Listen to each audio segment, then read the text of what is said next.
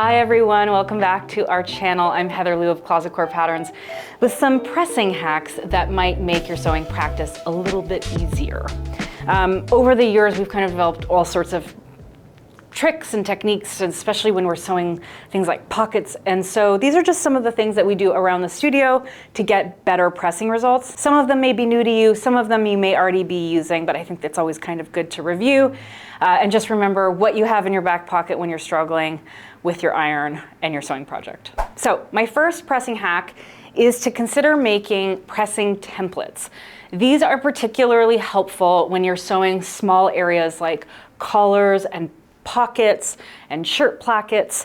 They're those pattern pieces that tend to have a lot of pressing where it's really important that you're getting really even seams. So for example, this is the pattern piece for our Jenna shirt. Of course, I could very easily cut this out of a piece of fabric. I know what my seam allowances are with a 1/2 inch. I could just come in with my seam gauge and measure it all and do it that way. But especially for a pattern like this that I know I'm gonna make 15, 20 times over the course of my life, it might be worth taking the 5 minutes to make a pressing template. So this can be any piece of card, cereal box, not cardboard. You kind of want like a thinner line of cardstock, but you don't want it to be paper. You want it to be something that's got a firm edge that your fabric can wrap around. And basically all you're gonna do is draw your seam allowances on your pattern piece, as I've done here, and take your card below. I used a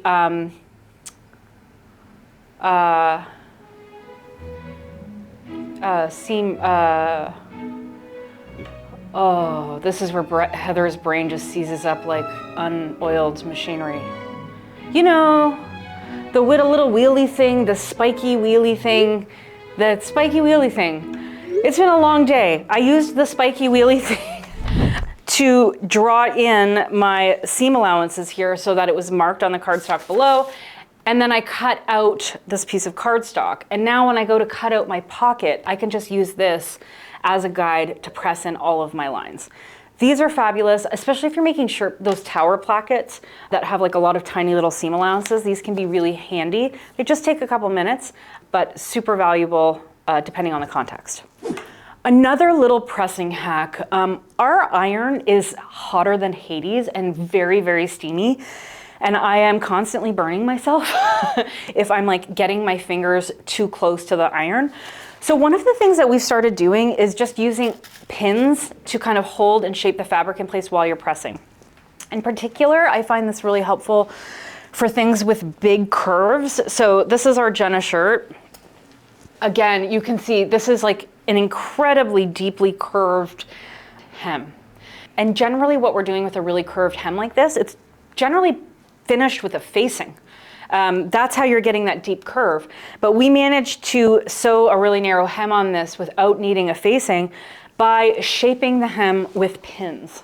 So essentially what happens with those pins is you're going to use your pins to hold your fabric in place. And you can do this with a narrow hem. You can do it in almost any context, but anything where you just don't want your fingers in the way. Oh, right. And then when you need to come in with your iron, you don't need to worry about burning your fingies. In general, I absolutely hate the metal pins that just have that little flat end at the top. Like it hurts my fingies. I like having a glass head pin. But I will say, and Nissan in our studio suggested this, these are really ideal for this because they're not going to leave any kind of imprint. You're not going to get the imprint of the glass head pin in the fabric.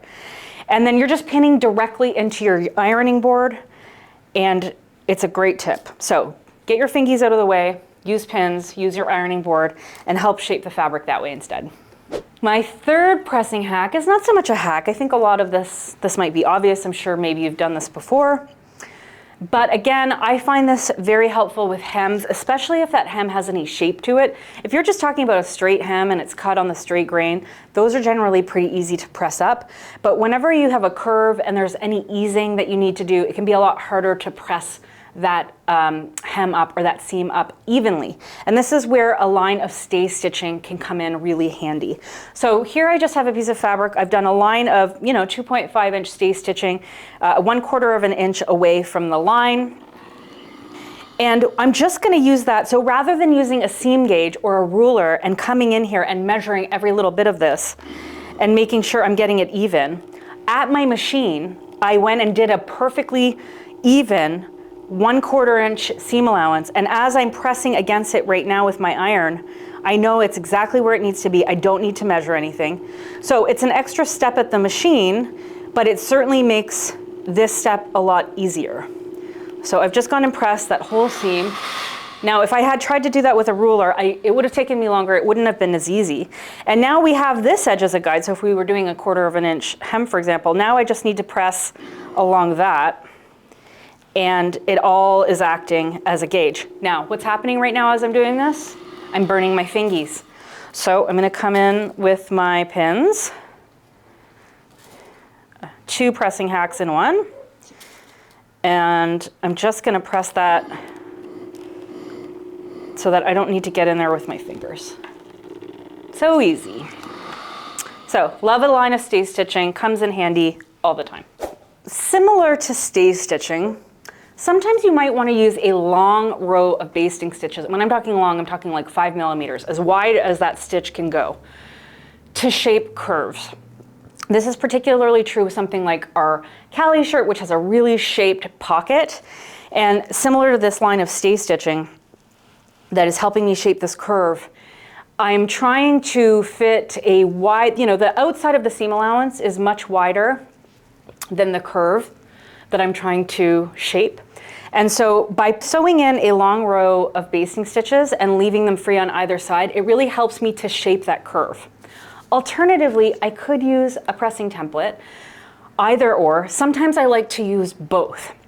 Sometimes I like to use that long basting stitch to gather that curve and essentially ease in the seam allowance. And then I'll also use my template to make sure that I'm getting a really nice, even, beautiful curve. Because curves it's one of those things that when they're sewn well and they're pressed well and you don't see any little jagged lines, you just see this beautiful curve. It's such a sign of quality sewing. And sometimes it's just as simple as a basting stitch and a little pressing template to get there. So that's it, 5 little pressing hacks to help you on your next project. I want to hear about your pressing hacks. So when you're working on your sewing projects, are there any little tips or tricks that you use to get really beautiful results? Please let us know in the comments. Otherwise, like and subscribe if you'd like to see more pressing tricks and hacks from the Closet Core Studio. Thank you so much for watching.